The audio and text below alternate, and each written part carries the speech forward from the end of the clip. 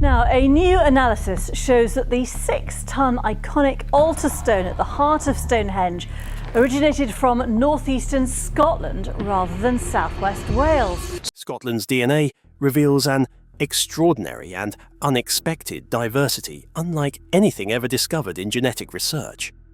According to recent studies, this small northern nation harbours almost 100 different groups of male ancestry from across Europe and beyond, alongside more than 150 different types of female DNA originating from Europe, Asia and Africa.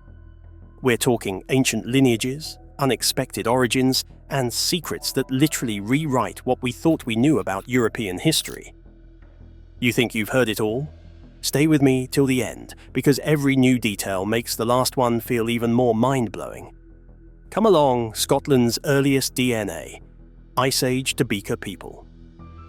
The story of Scotland's genetic journey began at the end of the last Ice Age, when the very first human groups stepped into the cold northern lands that would one day hold so many layers of history. And many researchers said this beginning set the stage for a long tale shaped by movements, changes, and surprising turns. People often wondered what it must have felt like for those early groups to walk across a landscape still recovering from ice and cold. And such questions made the early chapters of this story feel even more alive. The earliest known inhabitants arrived around 12 to 10,000 BCE, moving north as the great ice sheets slowly pulled back and opened new ground. These groups lived as Mesolithic foragers, skilled at fishing, hunting, and gathering wild plants, and they formed the very first genetic base in the region. Researchers explained that these early communities left a mark that did not fully fade, and genetic studies pointed out that certain isolated groups in western glens and island areas held onto this ancient DNA for thousands of years, with very little mixing from outside. Many people found themselves asking how such old genetic lines managed to survive in a world where people were always moving and changing, and scientists often pointed toward rugged landscapes, natural barriers, and strong local traditions that protected these older traces. This long stretch of genetic continuity became known as one of the oldest unbroken lines anywhere in Europe, and it showed how place and ancestry can sometimes hold together even when everything else moves forward. History then took a major turn around 4000 BCE, when Neolithic farmers from continental Europe arrived with new ways of living, new tools, and a very different genetic background. Archaeological work and DNA research revealed that these farmers did not simply share knowledge with the older forager groups, but replaced most of the earlier population within only a few centuries. Farming communities spread through the lowlands where the soil was rich and the land easier to work, and this expansion changed the genetic shape of Scotland in a deep and lasting way. People sometimes wondered what daily life looked like during such a fast and sweeping change. Did the older groups slowly fade away or blend in little by little? Researchers described how certain remote areas kept small pockets of the ancient forager ancestry, creating the first layer of true genetic complexity in the region. This mix of survival and replacement sparked natural questions about how new populations take hold and how older ones manage to persist. And these questions helped people understand that human history rarely moves in a simple straight line. Another enormous shift arrived around 2500 BCE with the entry of the Beaker culture, known for pottery styles, but remembered by scientists for something far more dramatic. Ancient DNA studies showed that the Beaker migration brought an almost complete replacement of Scotland's earlier population, with as much as 90% of the genetic pool changing in just a few hundred years. Many people hearing this wondered how such a large shift could happen so quickly. Was it due to new skills, new technologies, or different social patterns? Researchers explained that the Beaker groups introduced metalworking, new burial practices, and genetic links to steppe populations from Eastern Europe. And these changes shaped the next major foundation of Scotland's genetic identity. This layer stood out because such almost total replacements were rare in prehistoric Europe, and the pattern of multiple sweeping shifts placed Scotland in a unique position among early European regions. The story raised more natural questions. How many other places might show similar histories if enough ancient DNA could be found? How much of the human past remains waiting beneath the soil? Each new discovery reminded people that the past still holds many secrets and that understanding ancestry often means looking at long patterns rather than single moments. The combined effect of these early movements created a genetic picture filled with depth and complexity. Many historians described how 3 major waves of change shaped the land long before later migrations, kingdoms, and cultures rose and fell. Anyone exploring this long story found themselves wondering about the people who lived through each turning point. What thoughts filled their minds? How did they understand the world changing around them? Modern researchers often said that the genetic story of Scotland showed how land, movement, and human choices worked together over thousands of years to build a population unlike any other. Each ancient group left a piece of its identity behind, and these pieces came together into the diverse genetic landscape seen today. People reading this history were often told that such stories serve as reminders of how human identity is always shaped by blending, shifting, and evolving over time. The early chapters of Scotland's past suggested that even in a world shaped by constant movement and change, traces of the earliest people could still survive in ways few expected. This idea encouraged many to look at their own histories with fresh curiosity, as if the land itself held quiet reminders of those who once walked across it.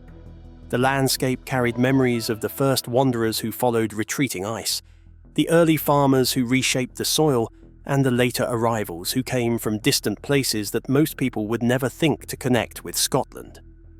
Each group left marks that blended into the growing story of the nation.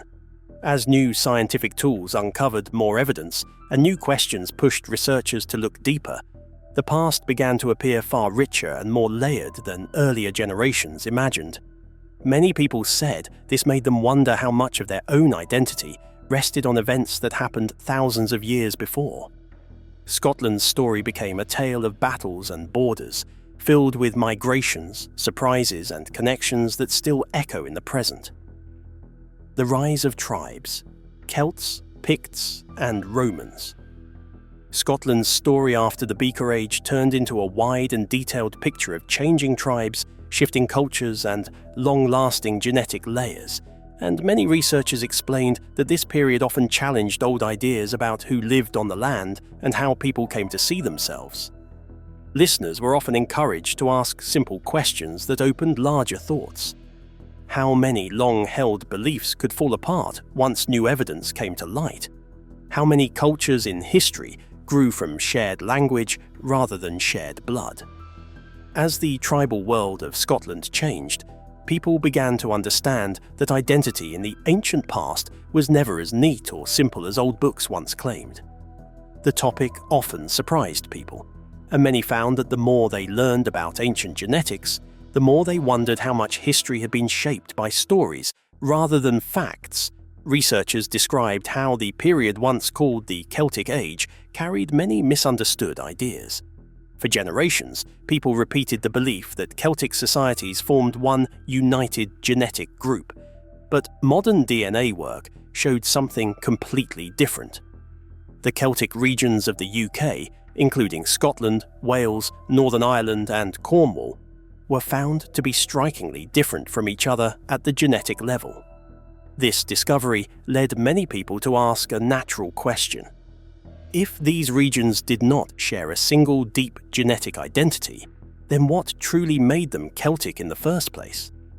Scientists explained that Celtic languages most likely spread through cultural change around 1000 BC, with language passing from group to group far more easily than genes. A listener hearing this often wondered why language can move so freely while people sometimes stay in place. Researchers said that the spread of these languages came with some movement of people, yet nothing close to the sweeping population replacements that shaped earlier ages. In Scotland, the genetic patterns still reflected the borders of old Celtic-speaking kingdoms, and several studies pointed out clear differences between areas like Strathclyde and Dalriata. Such findings made many people pause and ask themselves whether ancient borders and stories left a deeper mark than anyone expected. Could language and local loyalty shape a genetic map just as strongly as major migrations? Many felt that this question alone showed how vibrant and layered Scotland's past truly was. Another part of this story focused on the Picts, a group long wrapped in mystery. Old writers once claimed they came from distant places such as Thrace or Scythia, and these tales created the image of a strange people who somehow appeared and disappeared with little explanation. New DNA research told a different story. Scientists said that the Picts developed directly from Iron Age groups who already lived in Scotland, and this simple finding changed an entire chapter of history. People often reacted by asking why old stories imagined faraway origins when the truth was right beneath the soil.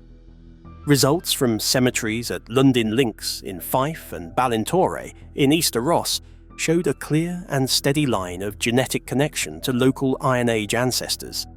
Pictish individuals were found to be most similar to present-day groups in Western Scotland, Wales, Northern Ireland, and Northumbria, which made listeners wonder how much cultural closeness these regions once shared. The topic of Pictish inheritance also brought another surprise.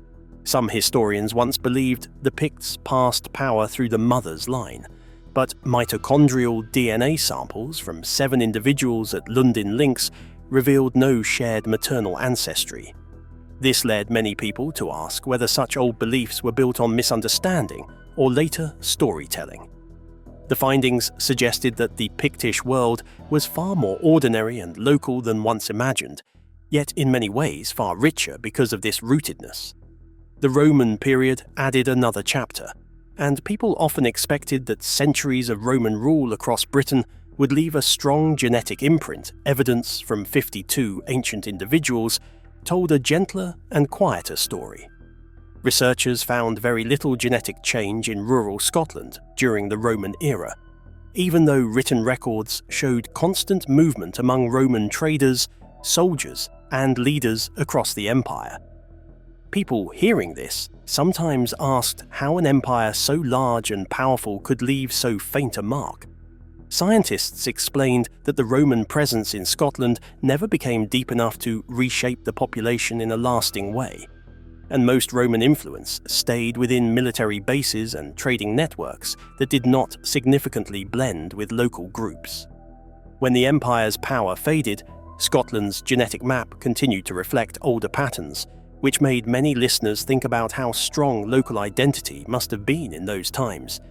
Did distance, landscape, and tradition work together to hold the region steady, even against the reach of Rome? Many felt this question added another layer to the story taken together. These findings created a picture that was both detailed and surprisingly human. The people of ancient Scotland shaped their identity through choices, traditions, languages, and connections far more than through any single wave of migrants. Every discovery made listeners reflect on how often history is shaped by storytelling, and how scientific work can bring forgotten realities back into view.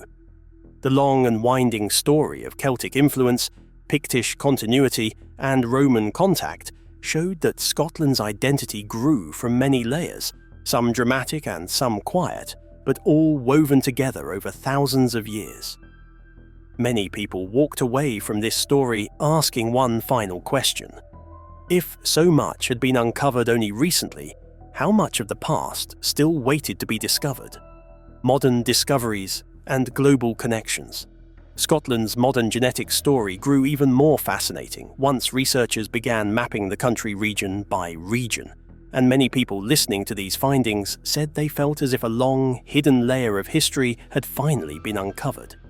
The studies showed that Scotland could be divided into 6 major genetic clusters that reflected long-held regional identities: the Borders, the Southwest, the Northeast, the Hebrides, Orkney, and Shetland. Each cluster carried its own distinctive signatures, almost like quiet echoes of old communities that had lived, traded, and married within familiar landscapes for countless generations. This made many people pause and wonder how much of a person's sense of belonging might be tied to patterns written into DNA long before any written record existed. Could these ancient clues help explain why some regions felt so different from others even today? People often said that such thoughts made them look at Scotland with new curiosity, as if every hill and coastline still carried a memory of past migrations. A part of the research that amazed many listeners involved DNA markers from places so distant that they seemed almost unbelievable at first glance. Scientists found that roughly 1% of Scottish men carried a marker with roots in North Africa that could be traced back over 5,000 years. People hearing this often ask themselves how such a marker travelled all the way to Scotland. What journey could have brought it across deserts, seas, and continents long before most people imagined such travel was possible? The findings became even more surprising when researchers pointed out the presence of a Siberian marker connected to the Yenisei River region near the Arctic. That detail made many people stop and ask whether ancient humans travelled far more widely and boldly than modern assumptions claimed.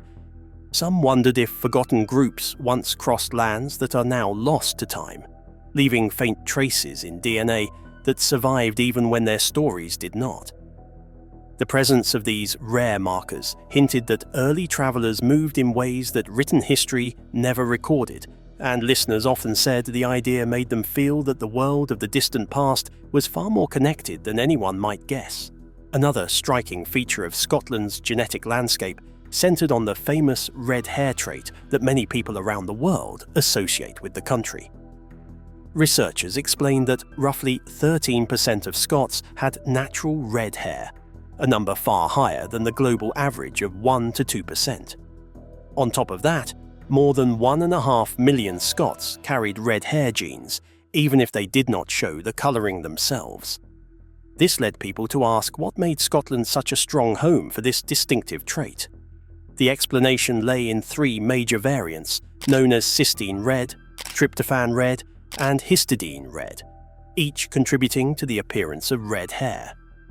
It surprised many to learn that nearly 10% of British people carried the cysteine variant, 9% carried the tryptophan 1, and around 2.5% carried the histidine version Edinburgh, and the southeastern region stood out as special hotspots where nearly 40% of people carried at least one of these variants. Listeners often laughed and asked if this helped explain why Scotland became so famous for red hair in stories, art, and popular imagination. Others wondered how such a trait could remain so common over thousands of years. Did the climate, culture, or simply chance keep it alive so strongly? The trait became another part of the puzzle that showed how deeply history could be written into everyday features. The story widened even further when people learned that more than 40 million individuals around the world now claimed Scottish ancestry. This number made many ask how a nation of such modest size could leave such a large global footprint. Researchers described how waves of movement shaped this dispersion, from industrial decline that pushed families to seek work elsewhere, to Scotland's role in the British Empire, which opened new opportunities and routes across the globe. The highland and lowland clearances also played a major role in sending communities far from the lands where their families had lived for generations. Canada became one of the most notable destinations, holding the highest proportion of people with Scottish roots outside the homeland. These worldwide migrations created a network of genetic and cultural ties that stretched across continents and oceans, and listeners often found themselves imagining how many family stories began in small Scottish villages before branching out across the planet. How many people today walked through cities in North America, Australia, or New Zealand without realizing that a small strand of Scottish history traveled with them? How many family names or traditions carried echoes of landscapes far away? All these findings came together to make Scotland's genetic landscape feel richer, deeper, and far more surprising than many had expected. The country's DNA held local patterns shaped by landscape, rare markers from long-forgotten travellers, famous traits carried across generations, and a global diaspora that touched millions. People who learned about these connections often said they left the discussion feeling that Scotland's past was not simply a story of one place, but a story of movement, memory, and remarkable resilience. With so many unexpected details woven into its genetic map, many asked one final question. If this much could be uncovered already, how many more secrets might still lie waiting in the long and winding path of Scotland's ancestry? With this, we have come to the end of this video. Thanks for watching. If you enjoyed this video, do well to like, comment, and subscribe for more content. To enjoy more thrilling stories, click now on the following video that pops up on your screen.